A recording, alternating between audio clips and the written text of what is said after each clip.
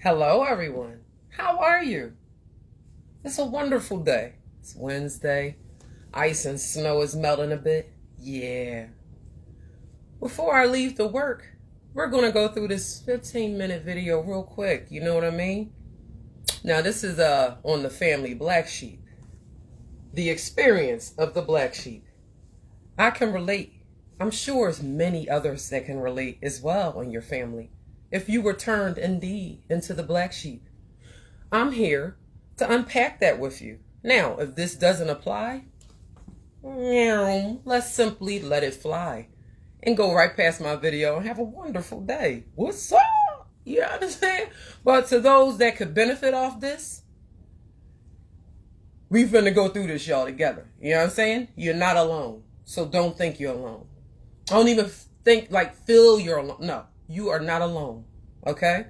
This has happened to a lot of people. A lot of children that did not deserve this. So let's see which this well-known doctor, Miss Tamara Hill, let's see what this psychotherapist has to say about the family black sheep. Hold on to your trousers because it's going to get real. Clinical term, it's really the blame game. Have you ever had a chance to consider the psychological and emotional impact of family scapegoating on the scapegoat? A lot of people believe that family scapegoats are to blame for the family situation, and especially when the family is toxic and dysfunctional and unhealthy, and that strictly just isn't the case. Family scapegoating really allows narcissistic parents, unhealthy families, to believe that they are actually more healthy than they are. It allows parents who are unhealthy to place blame from the bigger issue onto the child who may actually play a role in the family that is less than all the other people in the family. So take, for example, the lost child role within a family. This particular child may not know exactly what they want to do in life. They may have struggled from job to job, didn't do well in school, or decided not to go to school, or decided to do something completely different, like become a parent too soon in life. To that one child who's the lost child, who's confused and perplexed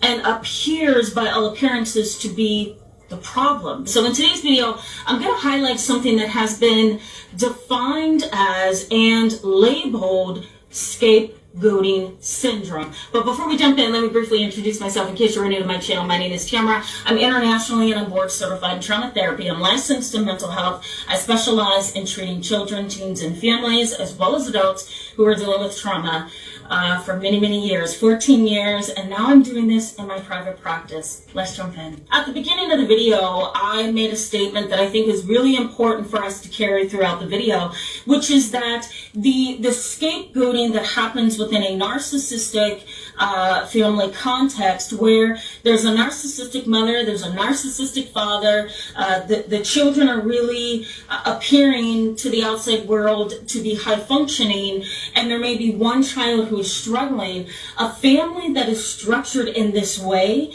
often kind of breeds a scapegoat when things go wrong. And this kind of a family context allows a parent to believe that the family is healthier than it actually is, because they can take the issues that they see and place it upon the back or the shoulders of one child in that unit, while maybe the other siblings are doing really well and are successful in life. This is a dynamic I see a lot of in my practice, and I've seen it over the years when I've worked in school districts and psychiatric hospital. Had to pause it and throw in my 2 cents. 2 cents. In my family, I was that child that struggled. Definitely. I'm speaking for myself. Now, okay? So take the wedgie out. Especially if you in my family. I know they probably like, what's she about to say? They're there. See, unlike some of the family members, I don't bash people. I don't talk down on people. I don't gossip behind people's back, even though others have done that to me to death. What I do is I like to communicate with like-minded individuals in the family, and I try to find and pay attention to ways that I can help or improve My main challenge in my family growing up was the people pleasing problem. And I say problem instead of challenge because I made it a problem. Even though I didn't know I was set up to do so, to be people pleasing. A trusted adult jammed my entire situation up. So I had to play that out until it almost killed me. Mental health wise, yeah. So definitely I can relate to where she's going with this scapegoat thing. Let's hear some more details. The family dynamic between the narcissistic parents and the siblings often includes that one sibling who's not doing well, or maybe they're struggling in life. And instead of the parents really focusing in on that child, adult child, adolescent, young child, to see what the issue really is, they take and place the blame of the family problems onto that child. And then that child over time takes the responsibility and the burden of being the problem. This kind of thing can be labeled a self-fulfilling prophecy, which basically means that if somebody believes that you are a failure, and you know that they believe that you are a failure, or you feel that they believe that you are a failure or to blame for something, you're probably going to fall into the role that they see you in. So it's a self-fulfilling prophecy. A lot of that happens in families that include the scapegoat game. And I call it a game because it really is the blame game. It's we have issues because of you instead of we have issues because we have issues. Scapegoating can lead to a lot of issues in adulthood. Research suggests that there's a strong relationship between being the scapegoat in an unhealthy narcissistic family context and becoming an adult alcoholic or substance abuser. You may be asking yourself, how's that a possible link and why?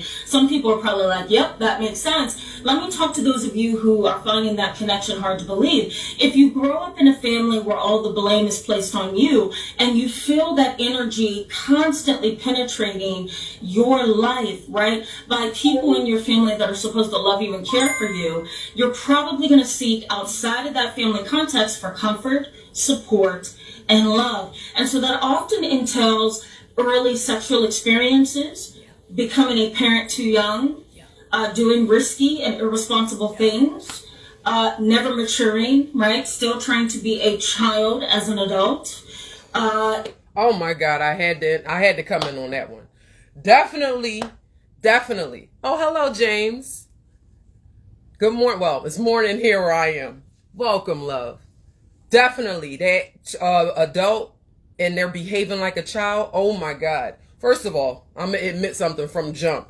I've always been more immature cognitively. And that's something that I didn't really know the way I needed to know going back in time. So because it wasn't so much of a thing to be speaking on mental health, at least where my family members, I don't recall it, hearing it too much in my family.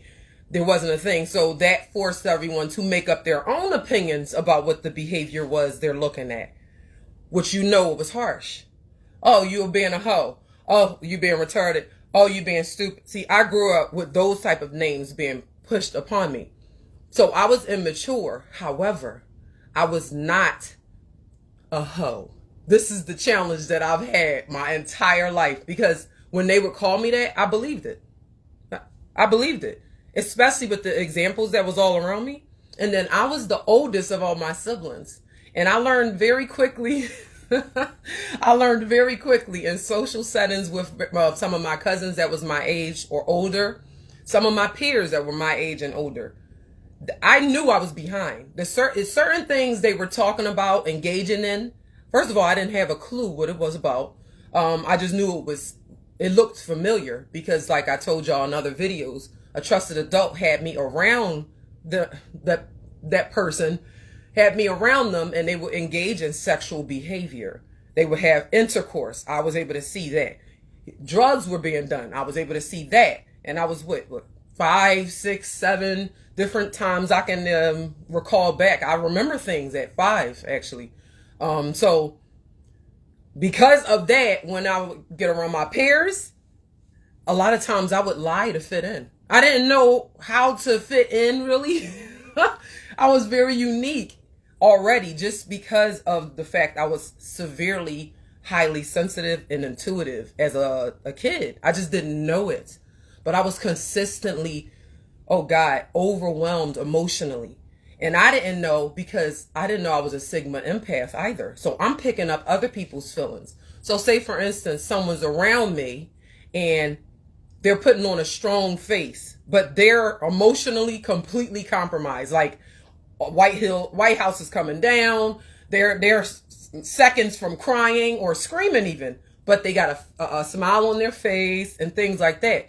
I would emotionally pick that devastation up. So even though they were trying to sell a certain behavior, persona, whatever to me, I wasn't buying it. And this caused me a lot of challenges in relationships.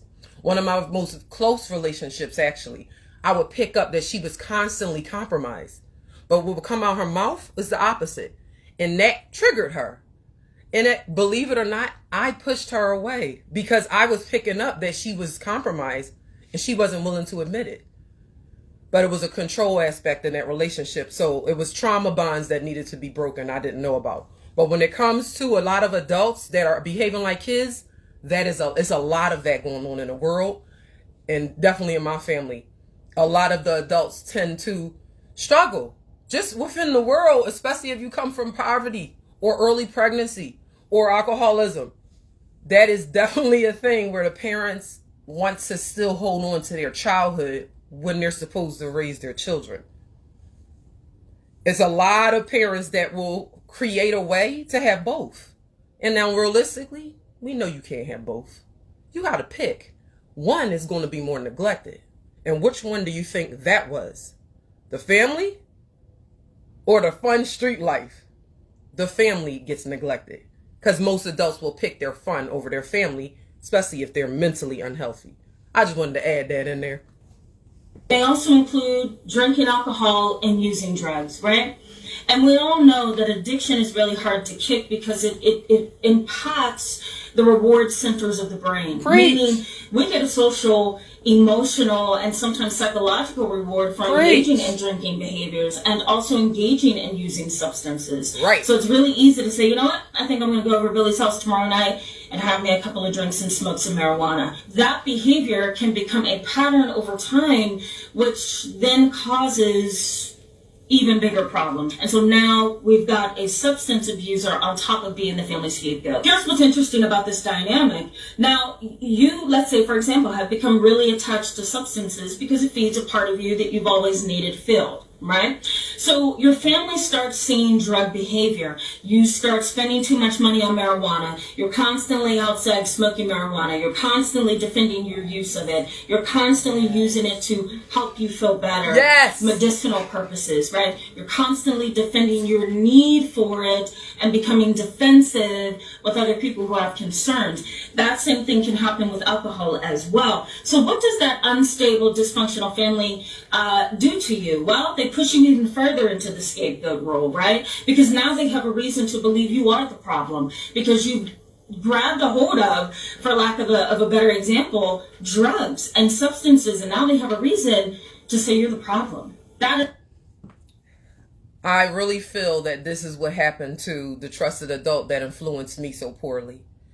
A lot of the times, going back in time, so not my generation, but my parents, and, people from that era, there was not a lot of resources out for mental health, especially if you're a minority. You might as well give it up. Thank you for the support, James. You are very kind. As far as I'm concerned, I feel like that trusted adult was definitely a victim of being scapegoated. Back then, the resources wasn't popping as much as it could have been. And a lot of the times, kids would fall victim to substance, especially young men. I can't stress it enough. It is not fair when it comes to men and women, period. This is my opinion. When it comes to guys, it's certain things that's overlooked. There's an expectation that men are hypersexual, that men are egotistic, that men are this. Listen, men are just as sensitive, if not more sensitive, than some women. And what happens in the male community? We know BS is what happens. Oh, you a B word if you cry. Oh, quit being the P word if you show emotion. So what do guys do? They numb. They act like they ain't hurt. They act like this. So when life happens on life terms, a lot of men don't have emotional fluency. They don't. They're using sex to cope for their lack of being able to emotionally express themselves. So they usually have to adopt ego and things of this sort. And who's speaking up for them? Before they become alcoholics, before they're beating on women, before they're created to be psychopaths. Who's speaking up for these boys that are falling in the cracks? I'll speak up for them. They're there. Let's stop coming at people's necks. There's a reason people run to alcohol. It's a reason people run to sex. Huh? It's a reason that people are doing these things. Doesn't matter what you think. What matters is the facts. You know what I'm saying? And that human element is missing from relationships. The benefit of the doubt. People want to know you better than you. People want to control you. People want, see, that has to stop. People cannot get healthy mentally with a bunch of predators around them consistently, denying them the right to be able to think, denying them the right to be able to exist, heal from their trauma. No one can heal with a bunch of people all up in their ear, trying to think for them, enabling them. They're there. Less is more. Back up and realize there's a bigger issue, a huge issue, and it starts in our families. You keep on coddling people that have turned into psychopaths, turned into sociopaths, turned into dark empaths, turned into narcissists. And these are the people that run the family because no one wants to deal with them. They are so much to deal with emotionally, people will just turn a blind eye and just say things like, oh, that's how he always was. Oh, she always been that way. I'm going to just leave her. Yeah. But then when all fails, you talking trash, you gossiping, they're turned into the scapegoat when there's an issue they're struggling with. Why don't you see that versus the opportunity to gossip about them? Let's get back to it. Really tricky dynamic, isn't it? It's a dynamic I see all the time in my private practice. Now, let me give you some examples here. Go on, girl. Of what happens when you are the family Bring it on. So the first thing that is likely to happen is you're going to be able to see this also very clearly in a narcissistic family. There is a rotation between members of the family when it comes to being a scapegoat. Now, let's say, for example, both of your parents are narcissists and you have other siblings who are struggling right along with you. Instead of mom and dad focusing just on your brother over there, who is really the problem, and he's the problem because the whole family has a problem, right? Not because he chose to be a problem. The whole family has a problem, and it's impacted him the most. So let's say that he's tagged the scapegoat. He may be the scapegoat for 1 year. You may be the scapegoat for another. He may be the scapegoat for today. You may be the scapegoat for tomorrow, right? There's an alternation. I think that's the right word I'm trying to use. I don't know. We'll change that word because I'm not sure. It doesn't sound right to my ears. There's a rotation between siblings sometimes, right? And in dysfunctional family systems, it's really easy to rotate.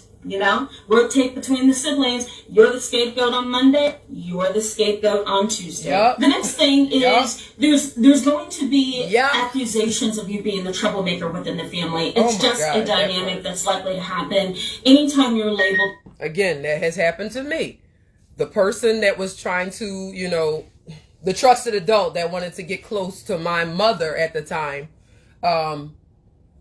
they suffer from alcoholism. They suffered from substance abuse. They had their own story that I'm sure no one was helping them with in the way that they could be helped. Because this person, behaviorally, they were alive. I'm talking about someone that talks in riddles, talks in circles, someone that's really intense as far as how they show up, very defensive. Yeah. So a lot of times I would be lied on in order to gain the opportunity to get close to my mom, or the truth would be exaggerated, and only me and that person knew that. See, none of my other siblings knew exactly what I was going through. This is what I learned later, because in my mind back then, everyone had to know. You know how kids is. They know what I was going through. They just didn't care. We tell ourselves really unhealthy things when we're down and out. So they're there. But I've learned better. they didn't understand. They didn't know what I was going through. I just thought they did. You know, and what I had to realize, which was a very difficult pill to swallow, is that I was coached and I was scapegoated by this trusted adult and thrown under the water. And only me and that person knew that that's what was going on. And I didn't know the verbiage behind it. See, I'm thinking it's a form of some type of parenting because it was harder for me to put certain things together as a child that had cognitive delays and challenges with that and traumatized earlier on. It was hard for me. I was a lot of times thrown accidentally into survival mode situations and had to learn how to get out of them. So that is very real what she's talking about.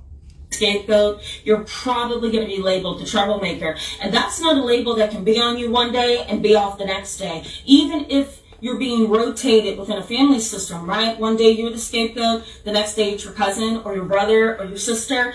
Even though that can happen, you're always going to be labeled the troublemaker. It's not an easy label to kind of, brush off of you. Because once you're labeled something, people start to see you through that lens. And it can really impact how you see yourself as well. Remember that self-fulfilling prophecy? It's a loop and a triangle, for example. And once you get into that, it's hard to get out. Family mobbing and family bullying is likely to happen if you're the scapegoat. It's a set of behaviors where you feel that you're being harassed and targeted and bullied and disrespected and disregarded by your family. And it continues for a long period of time. The whole family system is the problem here. And you just happen to be one part of this dysfunctional family unit. And yet they're all coming after you like you're the only one who's the problem. That's not okay. But it happens in a lot more families than you think. You may also see a series of family members coming after you to do interventions, right? Interventions. We need to do an intervention because you're a substance abuser. We need to do an intervention because you've been irritable lately and very depressed and refusing to engage in life. There's going to be a process where in order for the family unit that is dysfunctional to keep you as the scapegoat, they have to engage in behaviors, whether that's intentional or unintentional, that's going to keep you in that role. And sometimes those interventions keep you in that role of a scapegoat. We never really think of that when we look at scapegoats or if we feel like we're the scapegoat within a family. We never look at the many ways that the family tries to keep you as the problem. But that's likely the dynamic that's going to be created over time. There's a term that you may not have ever heard. Yes, girl. She better preach. I'm going to introduce a new term to the channel. Put my coat on, We're going to do a live chat on this as well in the next few days. But it's called parental projection. I'm glad you understand, That's a lot James. to say. So we're going to break that down. So projection identification is basically the process of a This is good right here. Projective identification, first described by psychoanalysts, and how they break down what a parent is doing this is deep. So here is how it works. A person A has a feeling they rather avoid. And so they project it unconsciously onto person B. Many times the projection fails because the other person refuses to accept the projection. This has happened to death with me. Do you understand? Siblings. I've experienced this with a sibling or two. I've experienced this with cousins. And it would drive me nuts. As an empathic person and a highly sensitive woman, I'm picking up your feelings. And then when I'm picking up, I ain't feeling that. You the one, you this, just projecting. Don't even realize it. Or maybe sometimes they do. But that is so unhealthy and it's toxic as hell. And if you're a parent doing that to your child, you're a problem. No child should be going to therapy and the parent's not getting therapy too. It's about mindset. Your child cannot show up, become a disaster, and you had nothing to do with it. Think about it. Narcissistic parent or a very dysfunctional, unhealthy parent knowing that within themselves there's an unhealthy side of them, instead of owning that and saying, okay, I have a bad side and a good side, and this side of me I need to change and work on. Instead of doing that, this parent takes that negative side of who they are as the narcissistic parent and they project it onto you. And so now you become the enemy, right? I'm projecting my negative side of myself onto you as the adult child, and now I am making you the problem. And so that is scapegoating at a clinical level. I'm a narcissist, and I am projecting the ugly side of myself that I know exists onto you as the child. And so therefore, you're the problem and not me. You're also likely to see what's called tacit and explicit rules and expectations. Now, tacit rules and expectations, oh my God, that's a lot to say in one sentence, is basically this. Tacit means that it's not spoken, it's unspoken, right? There are unspoken expectations and rules within a family that can negatively impact it, right? You may not necessarily be called the problem, but we know that there's an unspoken secret under the surface that you're the problem. Explicit, of course, means it's external and everybody can see it. That may consist of you being labeled the scapegoat and you being intentionally uninvited to a wedding or a party within the family. There's also a lot of family roles within these kind of dysfunctional families where the parents treat the child a certain way, and over time the children assume roles. Thank you for your support, James. It's not like they're being pushed into these roles or encouraged to be a part of these roles, but they adopt them automatically over time. Narcissistic parents, mother and father, can be really difficult to live under. And if you have two parents that are narcissistic in different ways, you can see very, very clear family roles that everybody has kind of assumed over time.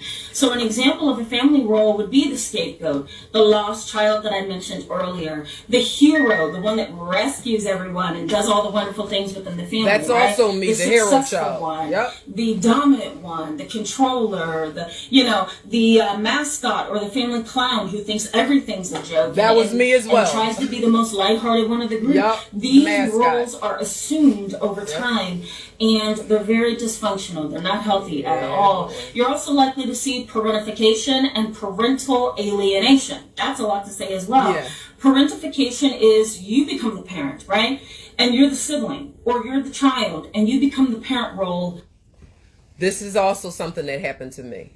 Unfortunately, because I didn't know I was being coached, I seen a lot of red flags. And the person that was the really bad influence around me, unfortunately, I perceived them as a threat towards my mother. And I would apply myself as a child in situations really wasn't my place. Because I perceive such a threat in this person. So you got to be careful who you have your children around. Children are very spiritual, very spiritual. We teach them a bunch of ego and stuff so they can be able to learn the ways of this land. You understand what I'm saying? We put all of our stuff on our kids, things that we don't even know we're putting on our kids. And I'm not saying that all parents are trying to just ruin their kids. What I'm saying is we must learn to be mindful. We must realize even the unknown is our responsibility. This is the hard pill I had to swallow. And to my kids, once I got, and I'm still becoming more and more emotionally and mentally healthy, I was able to see right away in what way I was on one and what way I was doing things wrong, poorly. The first people I went to talk and apologize to was my kids. I let them know, because I know a lot of parents don't do this. I let them know in what way I learned that I was off my rocker, that my judgment suffered in this area because of my trauma. And unfortunately, I bled this into you. You're going to have a problem in your adult life, if not already starting right now, with this specific thing. I was a natural born enabler. It's certain ways that I enabled my children. I just didn't know that's what I was doing. Because these behaviors were rewarded in my trauma bonding relationships that I grew up in. Now, not everything was completely unhealthy and toxic every single day of my life. But it was a lot of trauma. And it was a lot of trauma bonds that I thought I had healthy bonds with my family. And it wasn't. It was a trauma bond. So we have to know how we showing up for our kids. You know what I'm saying? Within that dysfunctional family unit, there's also parental alienation, where a parent kind of takes the children and talks bad about the other parent in hopes that the child will want to walk away and totally forget about that other parent. That is likely to happen as well. Helicopter parenting is also another issue that I see a lot of within families where there's a lot of scapegoating. The helicopter parent just kind of hovers and hovers. And sometimes their helicoptering, I'm going to make up a word here, is really in an attempt to control the situation, especially if it's a narcissistic parent. They want to control the situation and make sure that things come out looking the way that they want it to look. And so they hover. They hover all the time because then that way they can control the situation. Reenactments are likely to happen within these families, meaning that you've had a previous traumatic situation, could be your parent, could be another sibling, could be you, and instead of dealing with it then and resolving it, somehow you bring that environment, the energy, the mentality, the behaviors from the past into the present, and it kind of possesses, for lack of a better word, your life for that time, and it recreates trauma in your world. You're also likely to see intergenerational trauma within these families, trauma throughout the generations, being successful, and having an over-involved parent who doesn't give you the space to grow, learn, change, figure out your life, figure out who. I was a little bit of an over-involved parent, especially with my oldest. She was diagnosed with ADHD like around 6 years old. And because of her unique way of learning, she had a lot of challenges. And I learned very quickly that certain types of mistakes, because children, they have to, learn and grow. So we have to give them a certain degree, a certain amount of space to fall down, and we not save them from every fall because we can't deal with them crying or getting hurt. It comes natural. But when you are raising an ADHD child or an attention deficit unique child, the type of mistakes that I'll say we, because I'm one, that we make can get DHS in your life. There, I said it. Unfortunately, certain injuries aren't necessarily, they'll fall under neglect.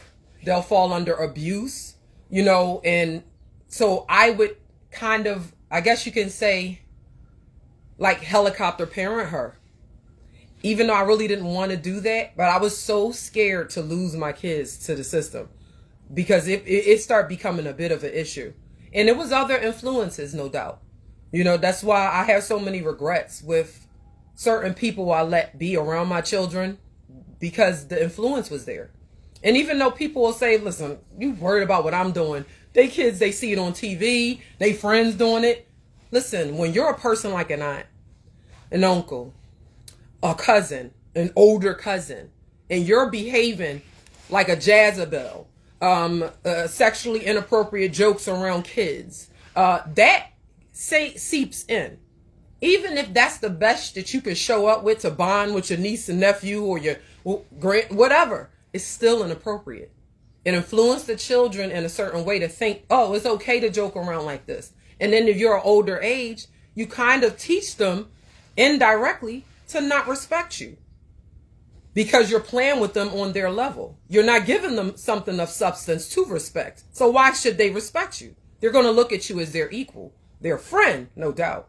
So when you want to show up and be a disciplinarian and say they're rebelling, they're going to look at you as a joke because all you know how to do is be their friend.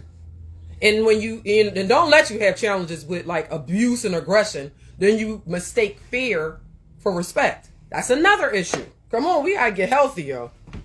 Or none of that. They don't give you that opportunity. Everything that they want, they live through you for it. And so those kind of over-involved parents are unhealthy. Again, if they're narcissistic, they want to take your life over, to look good, to experience a new life for themselves. Yep. There's always some selfish, dysfunctional, unhealthy reason for the behavior. Check out these videos right here if you want to learn a little bit more about this topic, and my live chat that I just recently did on this very topic. This is complicated, guys, so I'm so here for her.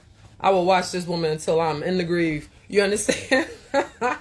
I've actually joined one of her lives, and she commented on my comment and put my comment up on the TV. I was like, oh, she picked me. Hey, but no, we need more of these conversations. It could be uncomfortable. I agree. Unbreakable Coddle. I agree. We need more of these conversations. But what the challenge, I think, truly is, no one has the tongue for it.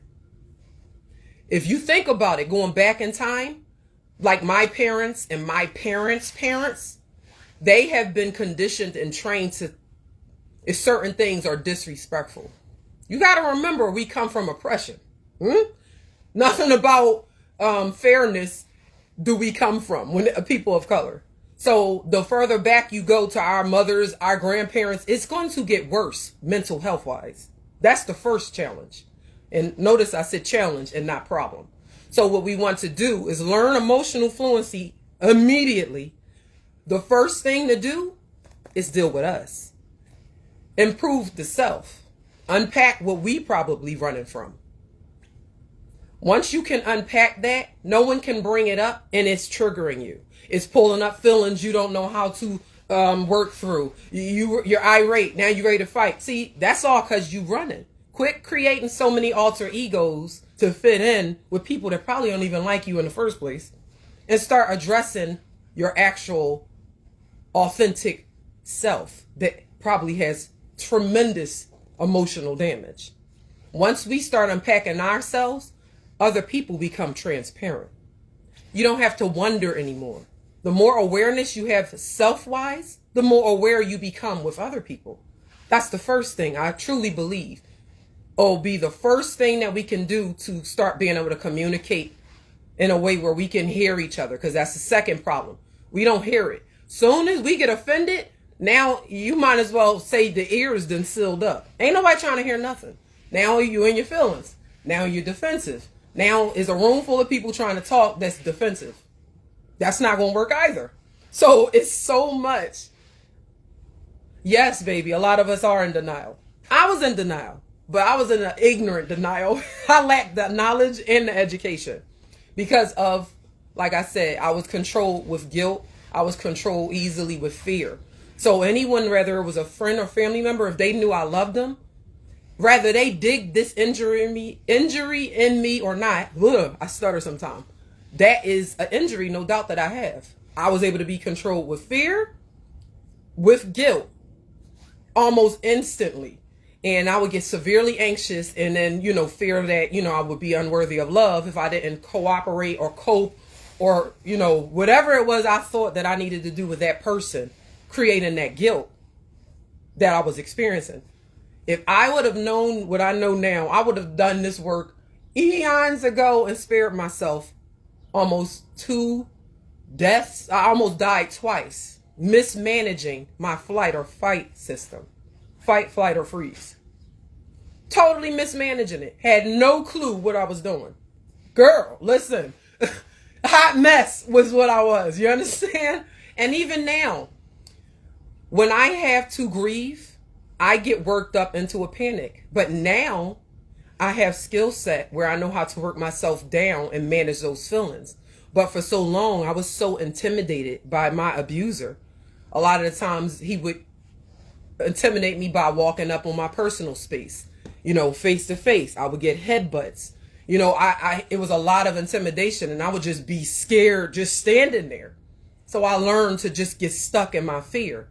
In the meantime, my anxiety on, revved up, and I'm not running. I'm not getting safe. I'm just revving up my anxiety. This is something I've done over a decade until I guess my system can't take it no more. So now I have to shut it off or I can increase my unhealthy situation to where it could be fatal.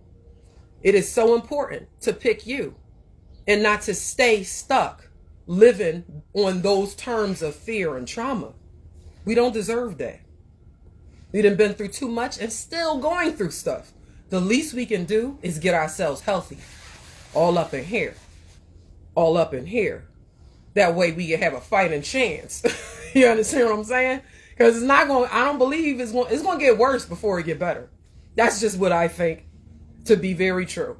So I'm here trying to do my part and spread knowledge and educate, especially those people that are too stubborn to go to therapy, too stubborn to pull up a video to watch it, self-help, Some people are just so lacking the knowledge that they might put a video on and can't understand what they're saying. So I'm here to break it down for people that might need that extra help, might need that extra support. I'm not here to judge. I come from brokenness myself. Who am I to be judging anyone? I'm here for unity. I'm here to send prayers to everyone, to support people that need the support. Also, I do want to bring up something that's relevant. Careful of people that come off as if they want sympathy, but pay attention to behaviors like if they have a rape and they're trying to get sympathy out of you. Certain toxic people will weaponize their rape. I promise this is a thing. You have to watch that because that's a form of manipulation. They're trying to get people to feel for them because they ain't showing up for their own selves. So they surround themselves with a bunch of people that they can manipulate and that can give them the sympathy that they want, not need, want, so they feel better and productive. Because trust me, the hot mess, oh God, I cannot make this up. I know a person that weaponized her rape to her mother. That is trifling. Like, listen, not everybody is perfect. This person and their mother have a lot of challenges in the relationship on both sides. However, when you want, if you want to be closer to a family member, whoever it is, and it's trauma there, it means the world to learn their character, learn their boundaries, and make sure you're not violating those things, because that might be why they're pushing you away.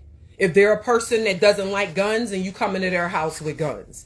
If they're a person that cleans up and they're a little OCD, but they're just clean and they might come from, trauma, severe trauma where they felt out of control. So now maybe they developed the OCD when it comes to their house and they feel in control when they clean. You got people that'll judge them. Oh, you OCD. Nobody clean that much. Like, listen, however people choose to get over and get through their trauma is on them. As long as they not hurting or killing nobody, leave people be. But you shouldn't be manipulating somebody to have their time, to get their attention. Let's be a being. Let's be honest with people and be true about our intentions on why we want this person in our life versus be malicious. Your intentions is toxic, or you want to make them feel guilty because you feel like they failed you. Or no, you're doing a lot. You're doing a whole lot. First of all, is a way to talk to people. I learned it. I put myself in so many different programs until I upgraded my mentality, upgraded my knowledge. I kept going back to school for over and over again until I improved. I improved first for me, second for my kids. So nobody can tell me much of anything. It's when it comes to like where I'm going, where I want to go. I know all of that. But I'm open to learn more knowledge when it comes to like just, overall learning about things. But when it comes to these specific subjects, oh, I got it covered. Listen, but I got it covered. You understand? At this point in time, that's why I'm doing this. I can give back. I can help out. I have an eye for a lot of things. You understand? I make people uncomfortable just being in the room. If they're not authentic, like if they're showing up and they're got like a bunch of alter ego, I can almost feel the wedgie getting tighter in their cheeks. Like, why is she? I don't like how she moved. Like, yeah, authenticity threatens alter egos. People that's showing up unauthentic feel completely threatened if you showing up authentic. Pay attention to that. Because they might manipulate you to think it's something else. Don't buy that. You understand what I'm saying? But I hope that this was helpful information. Please share my video. Listen, I'm going to be back. I got a lot of stuff that I'm going to be talking about. So you might as well get ready. It's about to be on like popcorn. You understand? I hope you guys have a wonderful day. What's up, Juanisha? We went to elementary school together. I hope y'all have a wonderful day. I'm actually on my way to work. And yeah, I'll be there till 9 o'clock tonight. So have a great day, and I'll be back, y'all. Peace out.